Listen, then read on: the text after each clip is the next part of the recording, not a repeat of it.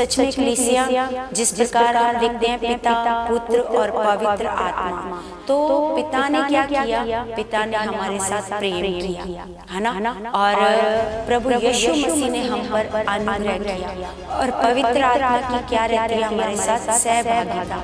पवित्र आत्मा के साथ जो हमारी सहभागिता है वो सच में हमारे लिए हमें वो ऊंचा करती है, हमें बुद्धि में, समझ में, ज्ञान में, और जो वरदान है परमेश्वर के उनमें क्या करती है? हमें और बढ़ाती है। जितना जितना हम पवित्र आत्मा के साथ अपने संबंध को मजबूत करते हैं, अपने रिश्ते को पवित्र आत्मा के साथ हम मजबूत करते हैं, पवित्र आत्मा उतना उतना हमारे जीवन में कार्य करता जाता है।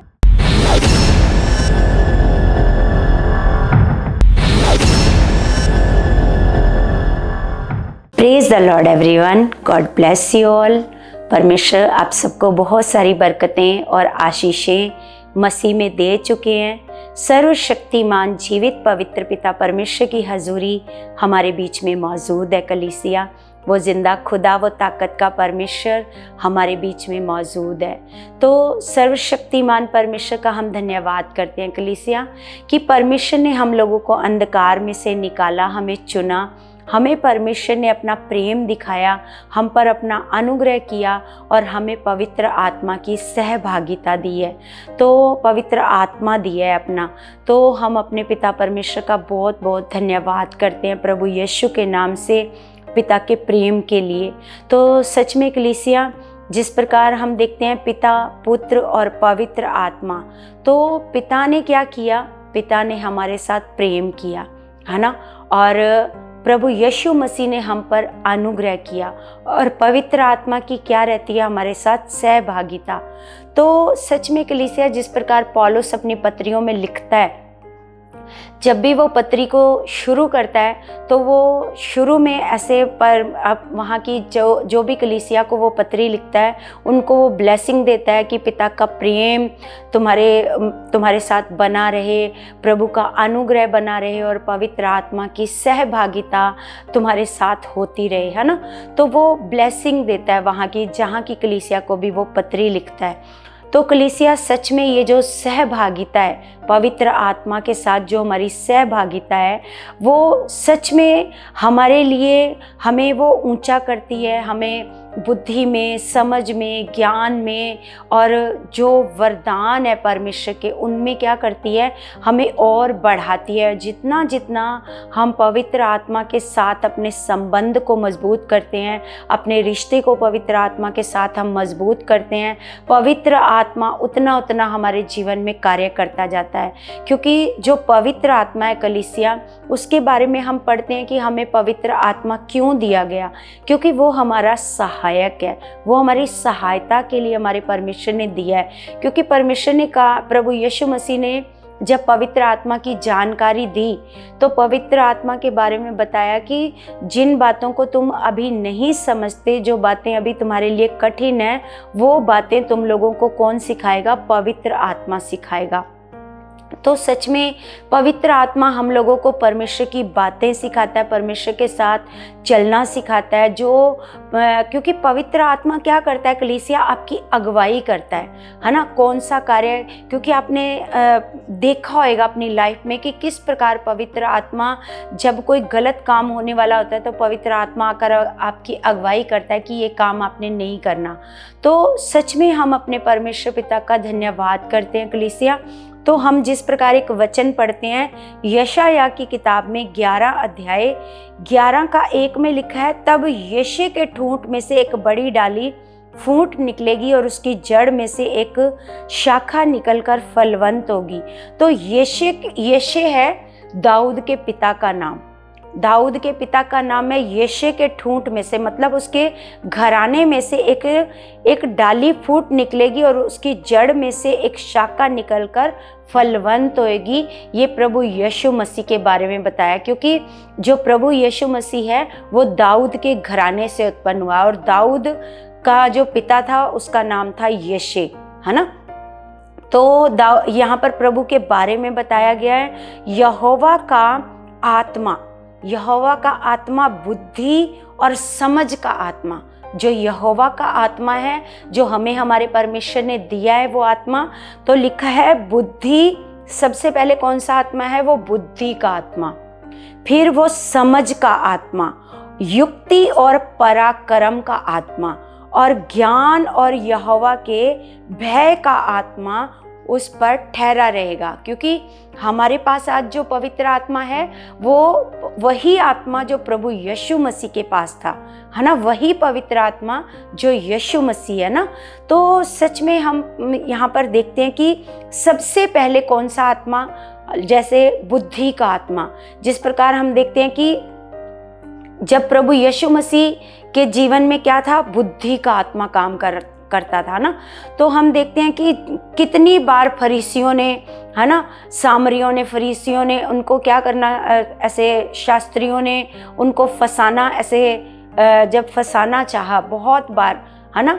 तो जिस प्रकार हम देखते हैं कि एक जब वैश्या को लेकर के आते हैं जो पाप में ऐसे पकड़ी गई थी, है ना, तो मतलब बाइबल कहती है कि जब कोई व्यभिचार करते हुए पकड़ा जाए तो उसको पत्थर मार मार कर ऐसे मार दिया जाए। लेकिन वहीं पर प्रभु यीशु मसीह प्रेम का संदेश दे रहे हैं। जब प्रभु यीशु मसीह प्रेम का संदेश दे रहे हैं तो वो लोग प्रभु को उन्हीं की बातों में ऐसे फंसाना चाहते हैं कि देखते हैं प्रभु तो सबको प्रेम और क्षमा का पाठ पढ़ा रहे हैं, इस औरत के साथ क्या करते हैं। जब वो औरत को लेकर के आते हैं तो प्रभु यीशु मसीह के पास कौन सा आत्मा काम करता है? क्योंकि प्रभु यीशु मसीह हमेशा पवित्र आत्मा की सहभागिता में रहते हैं। तो जब सहभागिता में रहते हैं तो परमेश्वर का आत्मा उनके अंदर, बुद्धि का आत्मा क्या करता है? काम करता है। तो जब उस औरत को लेकर के आते हैं तो उन्होंने कहा कि शास्त्र तो ये कहता है कि जब कोई पाप और व्यभिचार करता हुआ पकड़ा जाए तो उसको पत्थर मार मार कर मार दिया जाए। बताए इस औरत के साथ क्या किया जाए, है ना। तो लॉ ये कहता है, कानून ये कहता है, जो मूसा ने कानून बनाए हैं वो कानून तो ये कहता है, तू बता तू क्या कहता है ना। तो प्रभु यीशु मसीह बुद्धि से काम, ऐसे उनके अंदर बुद्धि का आत्मा काम करता है। तो उन्होंने ऐसा नहीं जल्दबाजी में कुछ भी ऐसे आंसर दे दिया। उन्होंने क्या किया, ऐसे ज़मीन पर ऐसे लिखना, उंगली से लिखना शुरू किया, और जब ऐसे उठे तो बोला कि ठीक है, कानून जो कहता है वो तुम लोग करो, लेकिन ऐसे करो, सबसे पहला पत्थर इसको वो बंदा मारे जिसने आज तक कोई भी पाप नहीं किया, है ना। तो कितना बुद्धि का आत्मा काम करता है, कितनी मतलब समझ काम कर रही है। तो जब उन्होंने ये बात सुनी तो फिर प्रभु यीशु मसीह ऐसे नीचे बैठ जाते हैं ना, और फिर जब उठ करके देखते हैं तो वहाँ पर कोई भी नहीं है। तो उस औरत को पूछते हैं कि ये सब लोग कहाँ गए? तो कहती वो सब लोग तो चले गए। तो प्रभु उसको कहते हैं कि जा तू भी, है ना, तो लेकिन आगे से कोई भी पाप नहीं करना।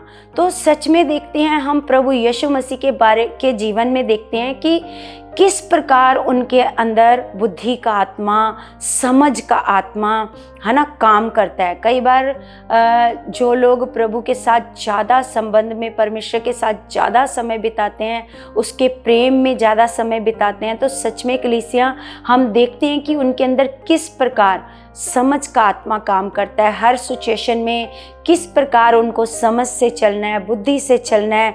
ज्ञान की बातें जब उनके मुंह से निकलती हैं कलीसिया, तो सुनने वाले ऐसे हैरान हो जाते हैं, है ना, क्योंकि परमेश्वर का आत्मा उनके अंदर क्या करता है? काम करता है। तो ये जो आत्मा हमें परमेश्वर ने दिया है कलीसिया, उसके अंदर बुद्धि है, समझ है, ज्ञान है, पराक्रम है, और लिखा है भय, परमेश्वर का भय मानने का आत्मा। ये सारी मतलब ये अलग अलग आत्मा नहीं है कलीसिया, ये एक ही आत्मा के अंदर सारे क्या है? फल है, आत्मा के वरदान है।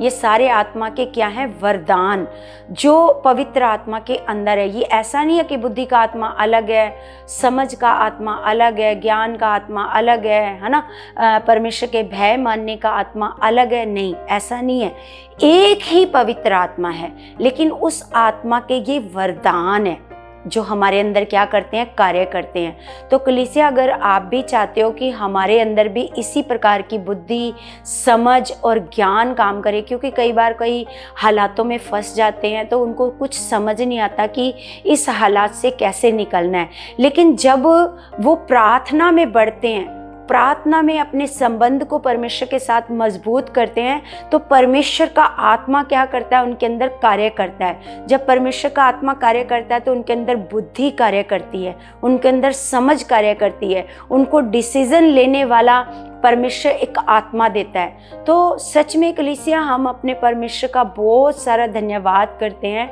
कि परमेश्वर अलग अलग वचनों के द्वारा हमें प्रतिदिन सिखाते हैं, प्रतिदिन बढ़ाते हैं, प्रतिदिन की रोटी हमें देते हैं, प्रतिदिन आत्मा का भोजन हमें परमेश्वर जी देते हैं। तो परमेश्वर का हम धन्यवाद करते हैं।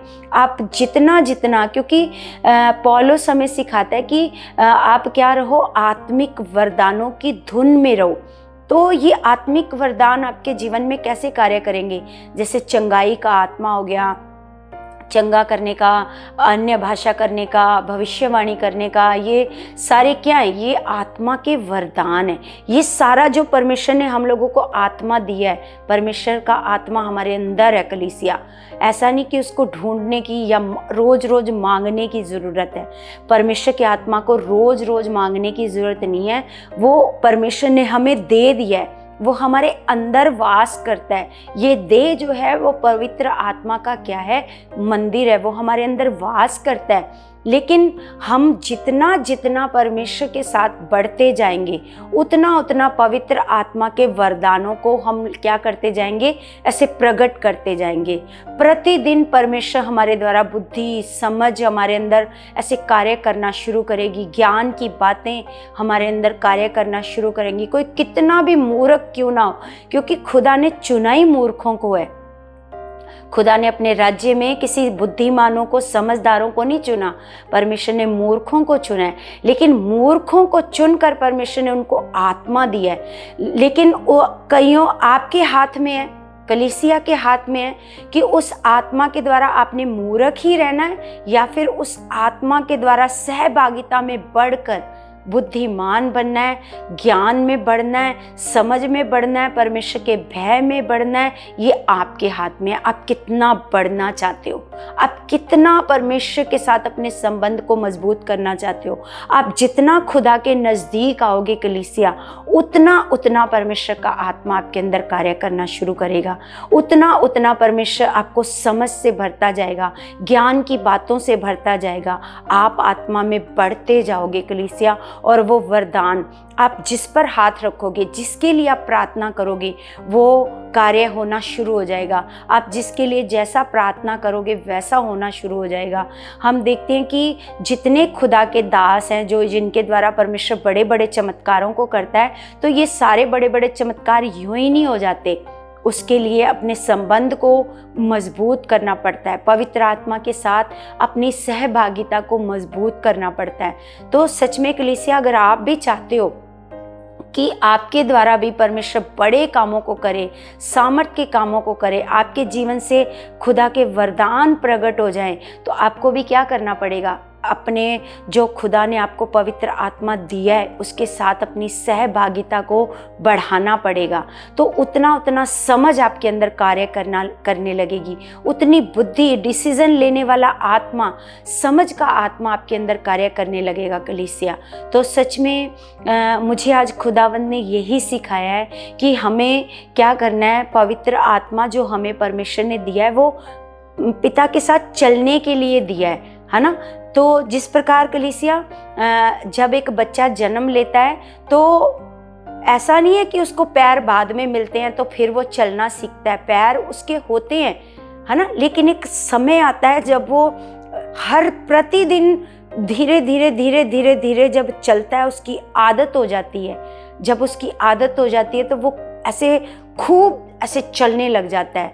तो इसी तरीके से ऐसा नहीं है कि आप एक ही दिन में पवित्र आत्मा के साथ के द्वारा चलना शुरू हो जाओगे, नहीं। जिस प्रकार एक बच्चा, है ना, प्रतिदिन प्रतिदिन एक एक कदम बढ़ाता है, एक एक कदम बढ़ाता है, तो धीरे धीरे धीरे धीरे एक दिन ऐसा आता है कि वो बहुत चलना शुरू कर देता है ना।